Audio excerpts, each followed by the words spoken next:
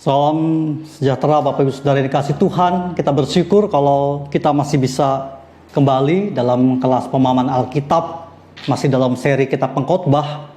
Yang kali ini kita akan membahas dari Pengkhotbah pasal 4 ayat yang pertama sampai ke-6 di bawah tema kepedihan dan ketenangan dalam hidup. Satu tema yang menarik karena kita harus terus bergumul dengan segala kepedihan dalam hidup. Dan sebelum kita lebih lanjut melihat daripada firman Tuhan, mari kita minta pimpinan Tuhan. Mari kita berdoa.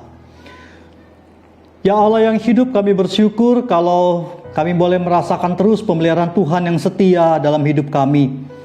Biarlah pada kesempatan perenungan firman, pembahasan Alkitab kali ini, Engkau sendiri ya Allah yang berbicara kepada kami dengan Roh-Mu yang kudus, supaya kebenaran daripada sabdamu disingkapkan dan kami boleh diajar, dituntun oleh kebenaran daripada firman Tuhan. Kami serahkan saat pemahaman Alkitab ini ke dalam tangan-Mu. Mohon Tuhan sendiri yang boleh bersabda, berkata-kata melalui penguraiannya. Di dalam nama Tuhan penebus kami, Yesus Kristus, kami berdoa dan bersyukur kepadamu. Amin.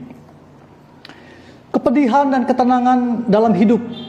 Bapak Ibu Saudara, satu kali seorang rekan saya yang sudah terlalu jenuh dengan pelayanannya, ada begitu banyak masalah yang dia harus hadapi di ladang pelayanan, dan kemudian bertanya, ada nggak kok yang gereja atau pelayanan yang enak, yang semuanya baik, tidak ada masalah, tidak ada konflik, semuanya lancar?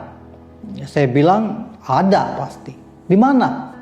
Saya jawab di surga.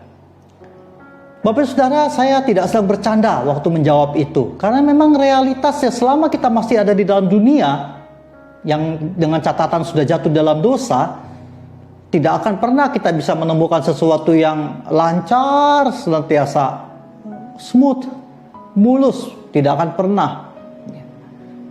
Bisa digambarkan dengan sebuah pepatah, tak ada gading yang tak retak, tak ada kehidupan yang tidak punya masalah.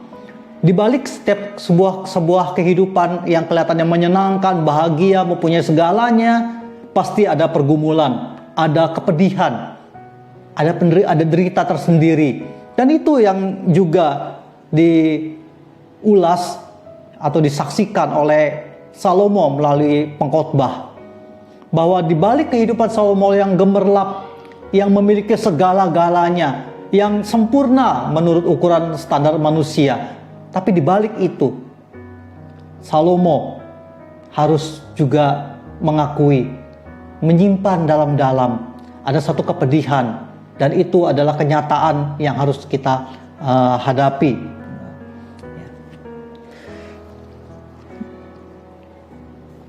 Pasal 4 ayat yang pertama, Kohelet, Pengkhotbah menulis, lagi aku melihat segala penindasan yang terjadi di bawah matahari, dan lihatlah air mata orang-orang yang ditindas dan tak ada yang menghibur mereka. Karena di pihak orang-orang yang menindas ada kekuasaan. Kalau pada kesempatan yang lalu Salomo Pengkhotbah berbicara tentang ketidakadilan yang terjadi justru di tempat pengadilan, maka di dalam kehidupan ini penindasan, kepedihan itu adalah sesuatu yang niscaya, yang pasti terjadi, tidak mungkin tidak dan tidak bisa dihindari. Bapak Saudara, orang yang beriman bukan orang yang terbebas dari segala persoalan, tetapi orang yang beriman kepada Allah yang hidup adalah orang-orang yang punya keberanian. Karena iman itu menumbuhkan keberanian rohani. Orang-orang yang punya daya tahan, daya tahan rohani. Orang-orang yang punya daya lenting, yang fleksibel, yang mampu menyesuaikan diri, yang tidak mudah terseret arus dalam kehidupan ini. Jadi sebetulnya di ayat yang pertama, meskipun terdengar sangat pesimis bahwa lihat di bawah matahari ini, di dalam dunia ini, air mata orang-orang yang ditindas dan tidak ada yang menghibur. Karena di pihak orang-orang yang menindas ada kekuasaan. Ada banyak hal Bapak Ibu Saudara di mana kita tidak mampu berbuat karena masalah itu ada di luar kemampuan kita. Izinkan saya mengutip sebuah doa yang terkenal dari Richard Niebuhr, seorang teolog besar dan yang kemudian menulis sebuah doa yang luar biasa, yaitu doa ketekunan, ya, atau saya lebih suka menyebutnya doa ketabahan, a serenity prayer. Doanya tuh begini, Bapak Ibu Saudara. Tuhan, berikanlah kepada kami keberanian untuk mengubah apa yang bisa kami ubah. Beri kepada kami ketabahan untuk menerima apa yang tidak bisa kami ubah. Tetapi lebih daripada itu, Tuhan, berikanlah kepada kami hikmat, hati yang bijaksana untuk membedakan mana yang bisa kami ubah dan mana yang tidak bisa kami ubah. Bapak Ibu Saudara, doa ini lahir dari pergumulan sang teolog ini, bapak gereja ini, pemikir Kristen yang besar ini, Niebuhr. Doa yang ditulis dalam usia yang lanjut dengan pengalaman puluhan tahun melayani dan menjadi Kristen. Puluhan tahun menjalani kehidupan di dunia ini. Puluhan tahun merenungkan firman Tuhan, menggalinya dan mengajarkannya di seminari atau sekolah-sekolah teologi. Membuat Niebuhr harus sampai pada kesimpulan dalam doanya itu, dalam doa ketabahan atau ketekunan itu. Jadi Bapak Ibu Saudara, menghadapi kenyataan adanya kepedihan dalam hidup ini, itu seharusnya tidak membuat kita menjadi tertekan atau bahkan putus asa. Sebab kita punya pengharapan di dalam Allah yang hidup, bukan Allah yang mati. Di dalam Allah yang peduli, bukan Allah yang masa bodoh atau apatis. Di dalam Allah yang beserta dengan kita, bukan Allah yang membiarkan kita begitu saja. Di dalam Allah yang digambarkan oleh banyak sekali, berulang kali oleh Alkitab, khususnya dalam Mazmur dan Nabi-Nabi. Allah sebagai gunung batu, tempat yang kokoh untuk berlindung. Menara perlindungan, tempat di mana kita bisa berlari mendapatkan keselamatan, jalan keluar. Ya. Seperti sebuah pujian lama yang syairnya begitu terkenal, Allah tidak pernah menjanjikan langit biru. Dengan kata lain maksudnya Allah tidak pernah menjanjikan kehidupan yang enak, yang nyaman, yang bebas dari masalah. Tetapi Allah berjanji akan selalu menyertai. Bapak Ibu Saudara, kalau kita masih begitu kuat dikuasai oleh keinginan untuk hidup nyaman terus-menerus, maka pengkhotbah mengatakan paling tidak ada dua orang yang dalam hidupnya tidak pernah mengenal kepedihan, kesusahan hidup. Yang pertama, orang itu sudah mati. Ayat yang kedua, ya. Oleh sebab itu aku menganggap orang-orang mati yang sudah lama meninggal lebih bahagia daripada orang-orang hidup yang sekarang masih hidup. Jadi kalau kita ingin tidak lagi merasakan penderitaan dalam hidup ini, tidak ingin mengalami kesusahan, tidak ingin lagi mengalami kepedihan dalam hidup, maka ya kita hanya bisa menempuh hanya ketika kita meninggal, maka kita tidak akan terlepas dari segala penderitaan ini. Itu sebabnya meninggal dalam iman Kristen juga seringkali disebut sebagai peristirahatan abadi. Dalam kitab Wahyu, Tuhan Yesus sendiri bersabda, berbahagialah orang yang meninggal dalam Tuhan sejak sekarang ini, yaitu sejak orang itu mengenal Tuhan, mengenal Kristus, Tuhan penebus. Sungguh, kata Roh Allah, mereka akan beristirahat abadi, tidak akan lagi mengalami segala kepedihan, penderitaan. Jadi Bapak Ibu Saudara, kalau kita tidak ingin menderita, ya ada nggak orang yang tidak menderita sama sekali? Ada orang yang meninggal, tidak pernah sakit, tidak takut corona. Dan yang kedua, ada ayat yang ketiga, tetapi yang lebih bahagia daripada kedua-duanya itu, kuanggap orang yang belum ada, yang belum lihat perbuatan jahat yang terjadi di bawah matahari.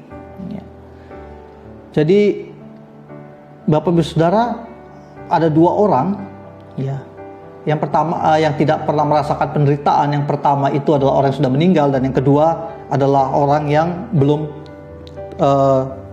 dilahirkan. Menarik ya? Kalau kita tidak pernah dilahirkan, atau kalau kita sudah meninggal, maka kita akan terbebas dari segala penderitaan ini.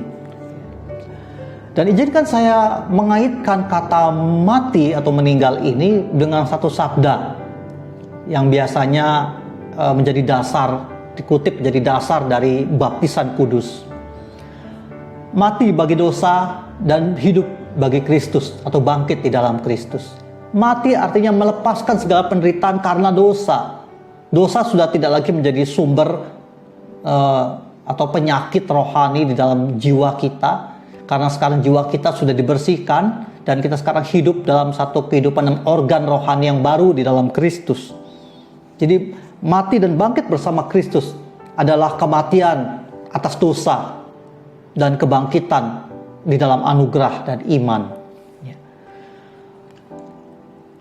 Bapak Ibu Saudara, kepedihan atau penderitaan dalam hidup adalah realita yang mau tak mau harus kita alami, harus kita hadapi.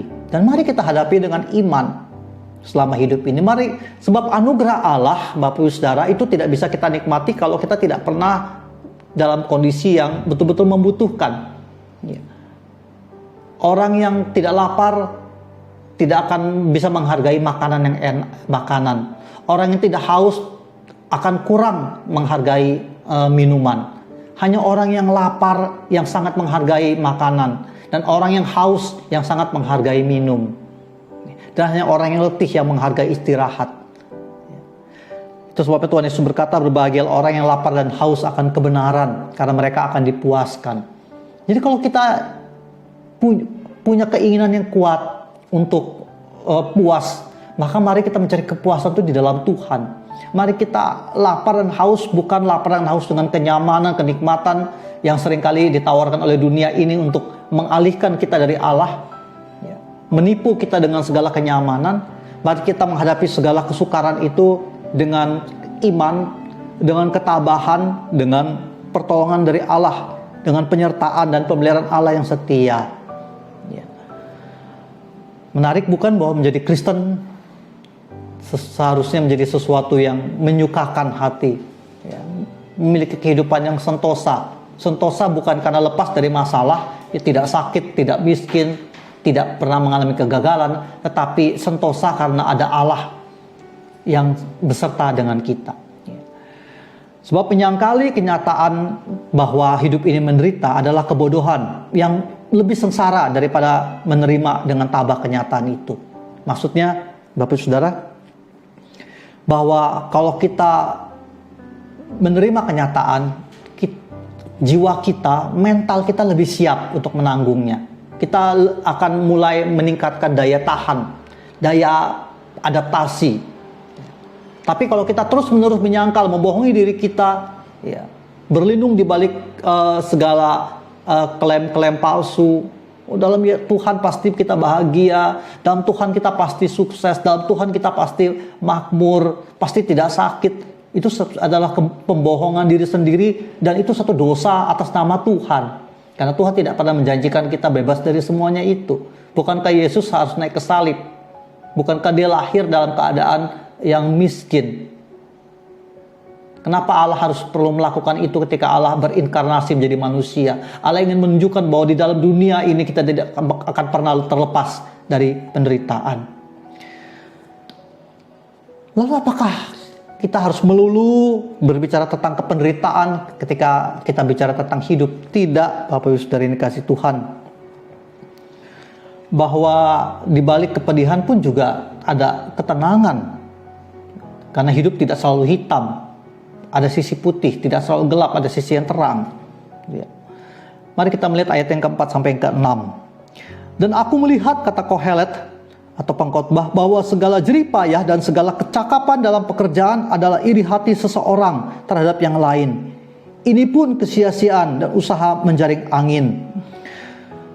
Orang yang bodoh melipat tangannya dan memakan dagingnya sendiri. Segenggam ketenangan lebih baik daripada 2 genggam jerih payah dan usaha menjaring angin. Bapak Saudara, ayat keempat adalah berbicara tentang dalam kehidupan ini kenapa orang tidak tenang, karena orang seringkali menghabiskan berjuang, terperangkap dalam godaan untuk membandingkan diri secara tidak sehat dengan orang lain. Bayangin kalau misalnya kita hari ini makan, kita bisa makan misalnya dengan tahu tempe dan sambal.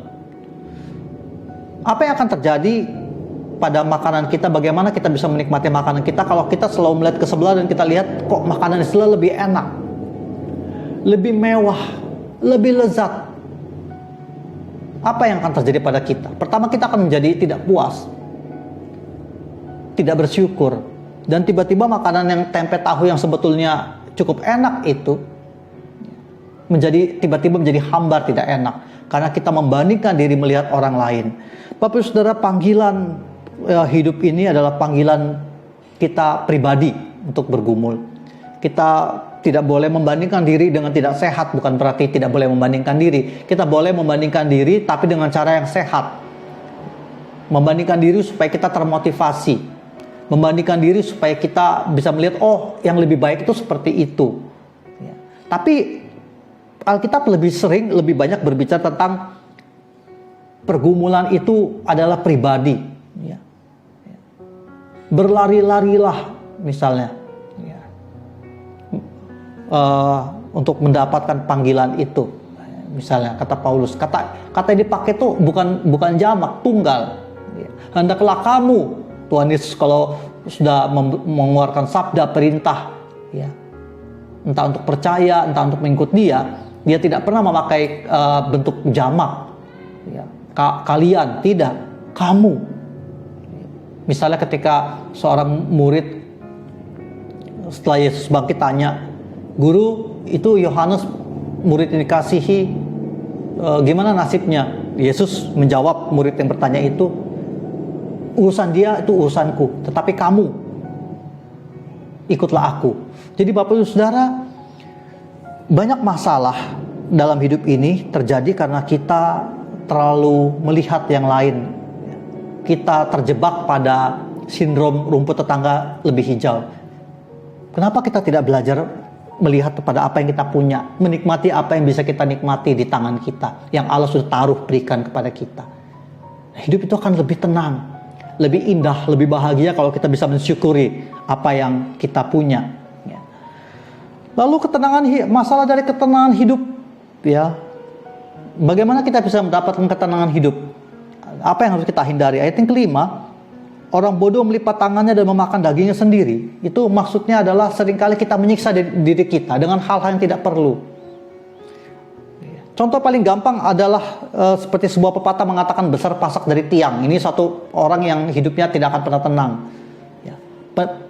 Gaji misalnya 3 juta, tapi gaya hidupnya 6 juta. Bayangin, Bapak Saudara. Lalu bagaimana nombok kekurangannya itu? Berhutang. Dan seringkali justru kita berhutang untuk hal-hal yang konsumtif, bukan kebutuhan pokok, untuk gaya hidup, bukan keperluan sehari-hari. Sama dengan yang rohani, kita seringkali mengejar yang fantastis. Kita lebih sering melihat kepada gereja lain yang lebih besar, yang fasilitasnya lebih banyak, dan kita berpikir di sana pasti lebih enak. Ya, kalau bergereja untuk cari yang enak, ya mungkin begitu. Tapi apakah kita bisa tenang? Tidak. Karena ketika kita masuk ke dalam gereja, kita anggap enak. Kita mulai terlibat di dalamnya dan kita menemukan sama aja kayak gereja sebelumnya. Karena pada dasarnya semua gereja sama. Semua komunitas sama. Keluarga juga sama. Bahagia atau menderita, berkembang atau mentok, itu bukan tergantung dari komunitas itu, tapi tergantung dari kita. Bapak Saudara, bagaimana diri kita? Ayat yang ke-5 dari pasal 4 ini adalah nasihat dari firman Tuhan supaya kita tidak menjadi orang bodoh yang terus-menerus menyiksa diri kita dan hal-hal yang tidak perlu, menyimpan dendam, kebencian, kemarahan yang tidak perlu misalnya. Banyak orang Kristen yang masih bodoh melakukannya. Kenapa kita tidak melepaskan semuanya itu? Supaya itu tidak menjadi beban yang terus menggerogoti jiwa kita. Kepentingan, ya, kekuasaan, hal-hal yang duniawi yang kita masih kejar, meskipun kelihatannya kita kejar di dalam gereja dan dalam bahasa yang lebih rohani, tapi tetap itu adalah keduniawian dimanapun itu, seperti sebuah penyakit, katakanlah sel kanker, kita mau taruh di apotek paling bagus, rumah sakit paling bagus, gereja yang paling rohani sekalipun, dia tetap kanker, Bapak Ibu Saudara, tidak akan pernah berubah menjadi benda suci. Jadi itu maksudnya. Lalu selanjutnya, bagian ini ditutup dengan satu nats yang luar biasa indah dan sangat baik untuk kita simpan ayat ini. Ya, Pengkhotbah pasal 4 ayat yang ke-6. Segenggam ketenangan lebih baik daripada 2 genggam jerih payah dan usaha menjaring angin. Segenggam ketenangan. Apa maksudnya segenggam? Secukupnya, yang bisa kita pegang saja, yang bisa kita raih, yang tidak menyakiti, yang cukup. Ya. Saya seringkali mengutip ayat ini, sebab ibadah itu bila disertai rasa cukup memberi keuntungan yang besar. Ibadah kalau tidak punya rasa cukup merusak, akan merugikan jiwa kita, hidup kita, menyusahkan kita, dan juga nanti pada gilirannya menyusahkan orang-orang di sekeliling kita. Kita menjadi sumber masalah di gereja, di keluarga kita, di komunitas, kalau kita bersikap bodoh dengan mengajar hal yang sia-sia. Tapi kalau kita belajar untuk berkata cukup, Tuhan terima kasih, cukup. Paulus sendiri sudah belajar dalam 1 Korintus, dia bersaksi kepada gereja di Korintus, ada duri dalam daging, dan dia terus berseru kepada Tuhan supaya Tuhan angkat duri dalam daging itu. Paulus yakin pada sebelumnya bahwa kalau dia tidak punya lagi kelemahan, maka dia akan bisa dipakai Tuhan luar biasa. Dia akan lebih leluasa dalam memberitakan Injil. Tapi karena ada duri dalam daging, ada kelemahan, itu membuat pelayanannya terganggu, tersendat. Tapi Paulus belajar akhirnya.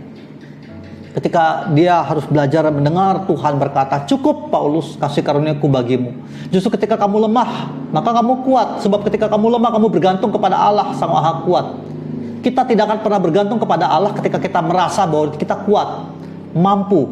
Justru ketika kita merasa kita tidak mampu, ketika kita merasa kita tidak kuat, maka pada saat itulah kita akan bersandar pada anugerah Allah. Dan pada saat kita sudah di dalam anugerah Allah, pemeliharaan Allah yang setia, ada ketenangan di situ.